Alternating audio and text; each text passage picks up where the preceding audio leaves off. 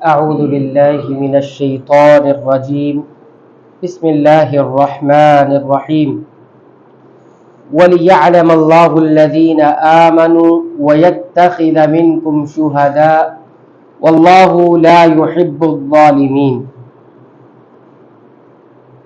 اور یہ اس وجہ سے ہوا تاکہ اللہ رب العالمین ظاہر کر دے کہ تم میں کون ایمان لائے اور تم میں سے کچھ لوگوں کو شہداء قرار دے دے یا شہید بنا دے. اور اللہ رب العالمین ظلم کرنے والوں سے محبت نہیں کرتے.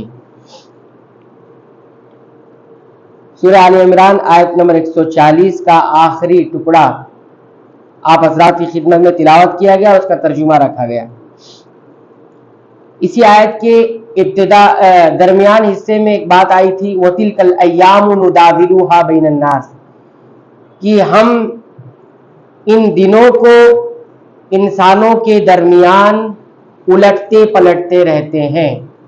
یعنی کبھی انسانوں کی زندگی میں خوشگوار دن ہوتے ہیں، کبھی ناخوشگوار دن ہوتے ہیں، خوشحالی ہوتی ہے، بدحالی ہوتی ہے، تنگی ہوتی ہے اور جو ہے وسعت ہوتی ہے. اس کی حکمت کیا ہے؟ حکمت بہت ساری تھی جو پچھلے درس میں بیان کی گئی. ایک حکمت یہ بھی بیان کی گئی ہے، یہ جو اللہ رب العالمین انسانوں کے درمیان دنوں کو عدلتے بدلتے رہتے ہیں، تو اس کی ایک وجہ یہ بھی ہے یا حکمت یہ بھی ہے کہ اللہ رب العالمین اپنی سلطنت کو اپنے سلطان ہونے کو یہ کمپلیٹ اور ظاہر کرنا چاہتے ہیں، کہ ظاہر کرنا چاہتے ہیں اس اعتبار سے کہ یہ بتانا مقصود ہوتا ہے کہ اللہ ہی وہ ہے جس کے پاس سارے اختیارات ہیں. بندوں کو انہی اختیارات کے ذریعے ہے بندوں کے درمیان وہ فیصلے کرتا ہے. ہاں، جو اس کی حکمت کہتی ہے اسی اعتبار سے رب العالمین فیصلے کرتے ہیں. اسی لیے دن کسی کے تنگی کے ہوتے ہیں اور کسی کی خوشحالی کے ہوتے ہیں، وسعت کے ہوتے ہیں. کبھی ہاتھ بڑا تنگ ہوتا ہے، کبھی ہاتھ بڑا کشادہ ہوتا ہے. کیوں؟ اللہ رب العالمین اپنی سلطنت کو ظاہر کرنا چاہتے ہیں. کوئی اپنے طور پر کسی کو غریب نہیں کر سکتا، کسی کو تنگ نہیں کر سکتا. حکمت حکم کس کے ہاتھ میں ہے؟ اللہ کے ہاتھ میں. تو جب بھی حالات زندگی کے عدلے بدلے کچھ بھی ہو تو یہ مضبوط ایمان ہونا چاہیے کہ اللہ رب العالمین کی سلطنت ہے، اللہ رب العالمین کی حکمتیں ہیں، وہ اپنے حکمتوں کو اسی انداز سے ظاہر کرتا ہے، اسی انداز سے ظاہر کرتا ہے. جب یہ بات رہے گی، کیونکہ بعض مخلوق اللہ رب العالمین نے خیر دیا ہے، کچھ مخلوق اللہ رب العالمین نے شر دیا ہے. اس طرح سے خیر اور شر کا مالک وہ تنہا ہے، اختیار وہی رکھتا ہے. تو یہ بات بھی ہمارے سامنے ہونی چاہیے تاکہ حالات جب زندگی کے ادھر ادھر ہو تو ہم ڈگمگائیں نہ، ہمارے ایمان کے اندر تزلزل نہ آئے اور ہمارے پیر پھسل نہ جائیں، ہم کہیں اور نہ نکل جائے. یہ جب بات رہے گی سامنے تو انسان کبھی بھی ڈگمگائے گا نہیں، عقیدہ توحید پر جمع رہے گا. ایک اللہ کے اختیار میں سب کچھ ہے، اسی لیے کچھ کے حالات بدلتے ہیں، کچھ کے حالات جو ہے الگ اور بدلتے رہتے ہیں. اب یہاں پر دیکھیے اللہ رب العالمین نے ایک اور بات بتائی، وہ یہ کہ تاکہ اللہ رب العالمین یہ ساری چیزیں اس لیے بھی ہوتی ہیں تاکہ اللہ رب العالمین ظاہر کرنا چاہتے ہیں ایمان والوں. حالات جب بدلیں گے تو دکھ کر سامنے آئے گا کہ کون ہے ایمان والے. اللہ کو معلوم ہے، اللہ کو سب معلوم ہے کہ کون ایمان والے ہیں کون ایمان والے نہیں ہیں، لیکن حالات سے ہی اندازہ ہوتا ہے، ظاہر کرنا چاہتے ہیں اللہ رب العالمین کون ایمان والا ہے. تو جنگوں میں شکست کہیں ہوئی، کہیں فتح نصیب ہوئی، کہیں حالات بدلے اور ناخوشگواری کے حالات آ گئے تو کون ایمان پر ہے وہ ظاہر ہو جاتا ہے، وہ ظاہر ہوتا ہے. ہر چیز کی پرکھ نہیں ہوتی جب تک اس کو پرکھا نہ جائے، جانچا نہ جائے. تو یہ ہے بات یہاں پر. اسی طرح دوسری بات اللہ رب العالمین نے یہ کہی وَيَتَّخِذَ مِنْكُمْ شُهَدَاءَ، اور ان دلوں کو عدلنے بدلنے کی حکمت یہ بھی ہے تاکہ اللہ رب العالمین تم میں سے کچھ لوگوں کو شہداء قرار دے دے، شہید بنا دے. اب جب حالات بدلیں گے، جنگ کے حالات ہوں گے، شکست اور فتح کی بات ہوگی، ہار اور جیت کی بات ہوگی، تبھی تو معلوم ہوگا کون مقام وہ حاصل کرے گا شہادت کا. مقام شہادت کس کو ملے گا وہ اسی انداز سے ظاہر ہوتا ہے. اب ہم دیکھتے ہیں کہ اللہ رب العالمین نے ہاں ان شہداء کو جو شہید ہوئے جنگوں میں انہیں اختیار کیا, انہیں اپنے لیے پسند فرمایا. شہداء اللہ کے بہت ہی برگزیدہ بندے ہوتے, شہداء اللہ رب العالمین کے منتخب کیے ہوئے بندے ہوتے, جن کی جانوں کو اللہ نے اپنے لیے چن لیا تھی. میری راہ میں میری رضا کے لیے انہوں نے جان دے دی. دیتے تو بہت سارے لوگ بہت کچھ ہے, کوئی مال دیتا, کوئی وقت دیتا ہے, لیکن اللہ رب العالمین جان لے کر کس کو منتخب کر لیتا ہے وہ شہداء کہلاتے ہیں. شہداء کا ایک مقام ہوا کرتا ہے. ٹھیک ہے, تو یہ مقام کب حاصل ہوگا؟ جب یہ جنگ کی حالات ہوں گی تب تو. زندگی ایک ہی ڈھرلے پر چلتے رہے گی تو کہاں سے شہداء کا مقام انسان حاصل کر پائے گا؟ دشمنوں سے جب سامنا ہی نہیں ہوگا تو کہاں سے انسان اس مقام شہادت کو پا پائے گا؟ تو مقام شہادت اسی طرح ہوتا ہے. تو ہم نے دیکھا کہ جو لوگ اللہ کی راہ میں, کچھ لوگ مومنوں میں سے اللہ کی راہ میں شہید ہوئے, اور کتنے ایسے تھے جو غزوہ احد میں غزوہ احد میں شہید ہوئے. تو اس طرح سے 70 صحابہ اکرام جو ہے کیا قرار پائے؟ شہداء قرار پائے, شہید قرار پائے.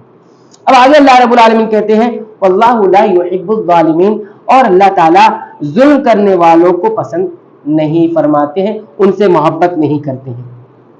ظالم کس کو کہا جاتا ہے؟ ظالمون کہا جاتا ہے ان لوگوں کو جنہوں نے اللہ کے حق کے اندر بھی کمی کی اور بندوں کے حق کے اندر بھی کمی کی. کیونکہ ظلم کا معنی ہی نقص ہوتا ہے, کم کرنا. ظلم کا معنی کیا ہوتا ہے؟ کم کرنا. ایک ظلم کا معنی کیا ہوتا ہے؟ ظلم کا معنی عربی زبان میں ہوتا ہے جس چیز کو جہاں رکھنا تھا وہاں نہیں رکھا, کہیں اور لے جا کر رکھ دیا, اس کو ظلم کہا. عربی زبان میں ظلم کا اسی لیے استعمال ہوتا ہے کہ جس چیز کو جہاں رکھنا ہے وہاں نہ رکھ کر کہیں اور رکھو, یہ ظلم ہے, یہ ظلم ہے. تو ظلم کا ایک معنی کم ہوتا ہے, یہ قرآن حکیم سے ثابت ہے. اس طرح ظلم کا معنی کسی چیز کو اس کی جگہ نہ رکھ کر کہیں اور رکھ دیا جائے, اس کو بھی ظلم کہا جاتا ہے. لیکن اللہ رب العالمین نے یہاں فرمایا واللہ لا یحب الظالمین, اللہ ظلم کرنے والوں کو پسند نہیں فرماتا. معنی اس کا یہ ہے کہ کچھ لوگ ہوں گے جن کو اللہ رب العالمین پسند نہیں فرمائے گا, کچھ لوگ ہیں جنہیں اللہ رب العالمین جن سے محبت نہیں کرتا. ٹھیک ہے, اور اب ہم یہ آیت کریمہ پڑھتے ہیں تو ہمیں ایک عجیب سی بات یہ معلوم ہوتی ہے کہ اللہ رب العالمین جنگوں کے حالات ذکر کیے, اس کی حکمتیں ذکر کی, اور زندگی کے جو حالات بدلتے ہیں اس کی حکمتیں ذکر کی. آگے اللہ رب العالمین ظلم ظالم کا تذکرہ کیوں کر دیا؟ ظلم کہاں پر, ظلم کی بات کہاں سے آ گئی, ایسا کیوں ہو گیا؟ تو اس کا دو جواب دیا ہے. ایک جواب یہ دیا ہے کہ اگر ہم آیت کی آگے پیچھے اگر غور کریں گے تو اس میں معاملہ کیا ہے, مراد اس سے یہ ہوگا کہ اللہ رب العالمین اس بات کو بیان کرنا چاہتے ہیں کہ وہ لوگ جو غزوہ احد میں پیچھے ہو گئے, جنگ سے ہٹ گئے تھے. غزوہ احد میں کیا ہوا تھا؟ غزوہ احد میں جب نبی کریم صلی اللہ علیہ وسلم لشکر کو لے کے نکلے تو 1/3 لشکر جو منافقین کا تھا وہ نکل گیا تھا نا, چھوڑ دیا تھا راستے میں, ہم نہیں جائیں گے. ہاں, وہ بہانے تلاش کر اور کچھ بہانے لگا کر نکل گیا تھا. تو کیا ہوا؟ یہ ظلم ہوا کہ نہیں ظلم ہوا؟ انہوں نے ظلم کیا کہ نہیں ظلم کیا؟ اپنے آپ کو بچا لیا, اپنے آپ کو بچا لیا. جب اللہ نے ان کو شہداء بنانا تھا, ہے نا, کیا فرمایا؟ تمہیں ایمان والا ظاہر کرنا تھا اور شہید بنانا تھا. تو ایمان والوں سے بھی نکل کر وہ الگ ہوئے اور بغیر کسی عذر کے, اور ساتھ ہی ساتھ اپنے بچا کر شہید نہیں ہوئے. یہ ظلم ہوا کہ نہیں ہوا؟ اللہ دو مقصد چاہتا تھا لیکن وہ انہوں نے کیا نہیں. تو اس طرح سے اللہ رب العالمین ایسے منافقین کسی کو جو عبداللہ ابن ابی جن کا سردار تھا اور ان کو جو ماننے والے جو منافقین تھے ان کو یہ بتایا کہ یہ ظلم ہے اور ایسے ظالموں کو اللہ رب العالمین پسند ہے, محبت نہیں کرتے. ایک تو یہ وجہ ہوگی.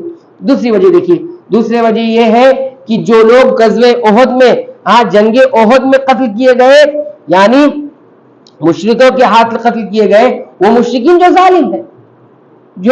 ظالم ہے, کیونکہ یہ جو مشرک تھے یہ کون تھے؟ ظلم, شرک بہت بڑا ظلم ہے. ان الشرک لظلم عظیم, تو مشرک شرک کرنے والا ظالم ہے. یاد رکھیے, دنیا میں رہ کر جو شرک کرتا ہے وہ ظالم ہے, اور اللہ رب العالمین ایسے ظالموں کو پسند نہیں فرماتے. تو یہ ایک بات یہ بھی ہو گئی ہے. اور اسی طرح یہ بھی بتانا مقصود ہے کہ غزوہ احد میں اللہ رب العالمین کی جو غزوہ احد جو ظالموں کا جو مدد ہوئی ہے, یا جو ہے مسلمانوں میں کچھ لوگ جو ہے شہادت کے درجے کو پہنچے, تو کوئی یہ بھی کہہ سکتا ہے کہ اللہ رب العالمین ظالموں کو مدد فرماتا ہے اور مومنوں کو ناپسند, ظالموں سے محبت کرتا ہے اور مومنین سے नफरत करता है। जब भी तो वहां शिकस्त भी हुई और मुसलमान भी कत्ल हुए, मुसलमान भी कत्ल हुए, मोमिन भी कत्ल हुए, और इधर जो है ये इनकी जीत हुई। तो बाद में अल्लाह रब्बुल आलमीन ये कहकर इस शुबे को वाज़ेह कर दिया कि अल्लाह रब्बुल आलमीन जुल्म करने वाले को पसंद नहीं फरमाता है, ताकि कोई ये गुमान ना करे कि मुश्रिकीन की जो ग़ज़वे उहद में जो मदद हुई, यानी उनको जो जीत हासिल हुई थी, वो अल्लाह की मोहब्बत का हिस्सा नहीं थी।